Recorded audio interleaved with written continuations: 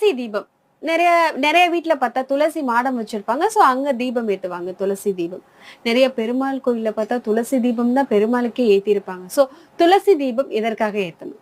துளசி தீபம் வந்து முழுக்க முழுக்க தீர்க்க சுமங்கலியா இருக்கிறதுக்கும், ஏன்னா துளசின்றவ முன் ஜென்மத்துல பெண்ணாக பிறந்து அவளோட கணவனை அழிக்க முடியாம போகும்போது பெருமாள் வந்து இவளோட விரதத்தை கலைச்சாதான் அவங்க கணவனை அழிக்க முடியும்ன்றதுனால பெருமாள் போய் நின்னா க்ஷண நேரத்துல அவ கணவர் தான் வந்துட்டாங்களும் திரும்பிட்டனால அங்க ஜனார்தனன் வந்து இறந்து போனார்.